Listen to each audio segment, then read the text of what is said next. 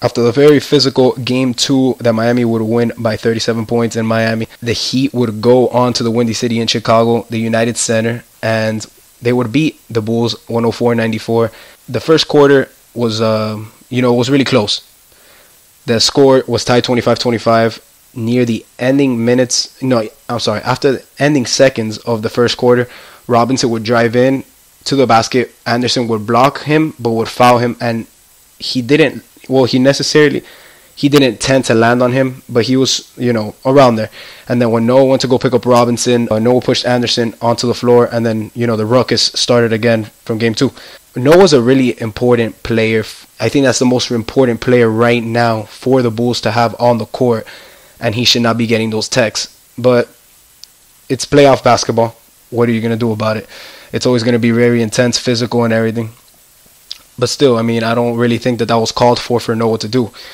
Then in the second quarter, Miami would only end that and then just be winning by about a field goal. LeBron James was struggling with only 8 points, and then Dwayne Wade would only have 4 after the first half. And then in the beginning of the second quarter, Mohamed would push LeBron James to the floor, and Mohamed would get ejected. LeBron would pick up a technical. To me, that was a play that the Bulls should, he should have not done that. Mohamed should have not done that.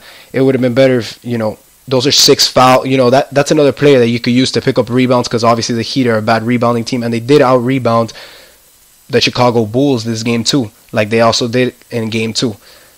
But that was when everybody was watching it, obviously the crowd got into it. Everybody that was, watching it on TV was really into it, and they were like, wow, like I can't believe they pushed LeBron James. And it was a ruckus.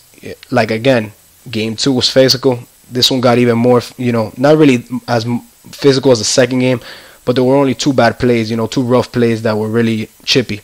Going into the third quarter, the game would continue going. Teams were, again, not high scoring. Miami had only scored 18 at the end of the third, and then Chicago with 20.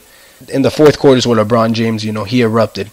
He ended the night with 25 points, and Chris Bosh would have an amazing night, getting 19 rebounds with 20 points adding to that.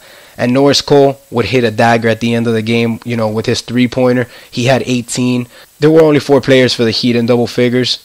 It was Wade, LeBron, Bosh, Cole. No other player was really on fire like, they thought they would. Like, Ray Allen didn't really score as much. He only had 4 points. He went 1 for 6 on the field. This game was good. It was playoff basketball. Both teams shot, well. Miami Heat, they shot 50. Chicago Bulls would shoot 45% from the field. Both teams, the only people that got texts were Mohamed, Noah, and James.